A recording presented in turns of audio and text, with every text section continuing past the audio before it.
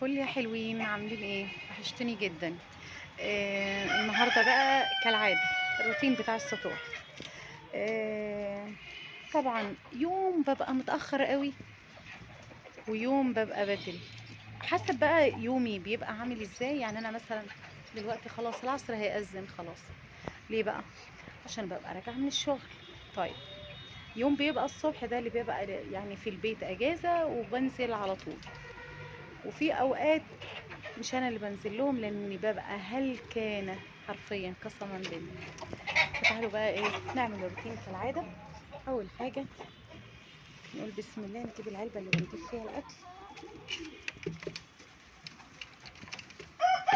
احكولي بقى احلى روتين عندكم في يومكم بيبقى شكله عامل ازاي؟ يعني الروتين الاساسي بالنسبه لك ايه؟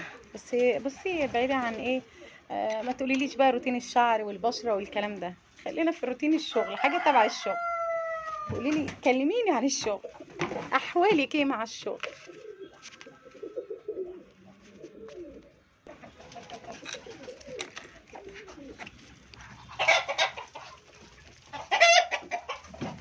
بسم الله، لا حول ولا قوة إلا بالله.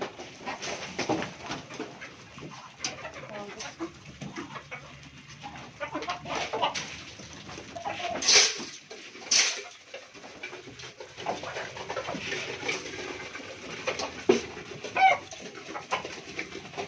هجيب بقى مية.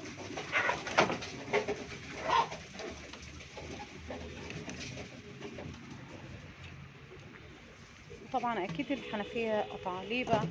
لأن الحنفية مبتبقاش فيها مية إلا آخر اليوم. طبعا لسه بقى هجيب لهم عيش ونقطع رق الكلام. لو فيها بتطلع بعد شوية. شكل العمل أنا بقول إن هي مفيهاش.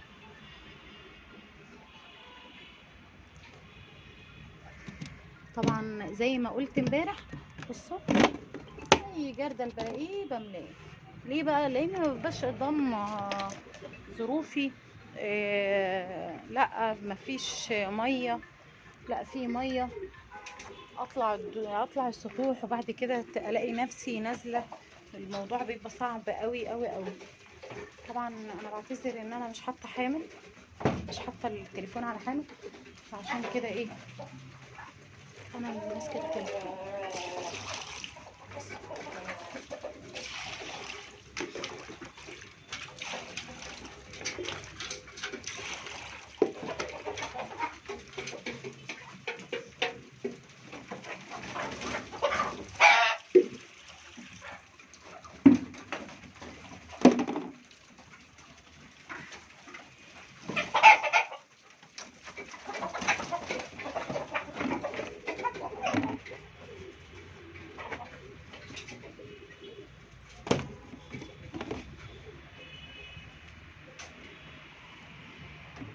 مستعان. وطبعا لازم ادخل عند الحمام اللي مش نافع.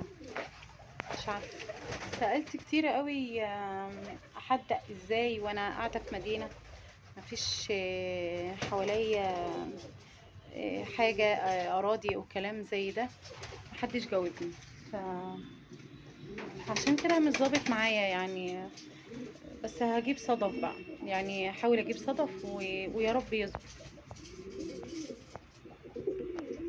بصوا بقى البهارات، خلوني اشوف بتاع اخر بقى روتين عندهم. يعني اخر حاجه بعملها الفراخ. الفراخ بجيب لهم بقى شويه عليقه كده.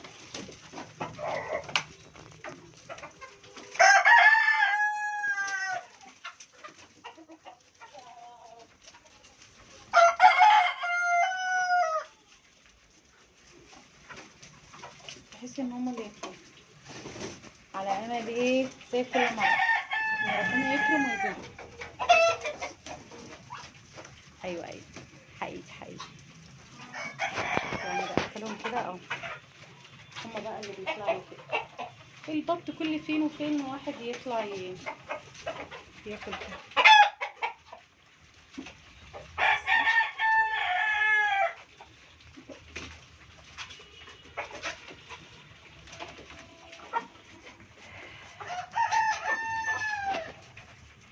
بالنسبه بقى البط بصوا جبت لهم عيش بالشكل ده، فرفته لهم كده وبياكلوا. يعني عيشي عليقه، عيشي عيش مش عارفه بقى يعني هو ده حلو للبط ولا ايه. يعني لو حد عنده تجربه ويقدر يفيدني اكيد انا اكون شاكره ليه جدا جدا جدا. يعني صدقوني اكون عاجزه عن الشكر، لاني اول تجربه ليا، واوعدكم لما اتعلم ولو حد يسالني على حاجه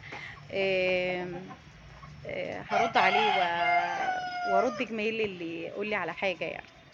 اشوفكم على خير، بحبكم جدا. ما تنسوش بقى تعملوا لايك وتشاهدوا الفيديو للاخر وتسيبوا تعليق حلو، حتى لو نصيحه. ماشي.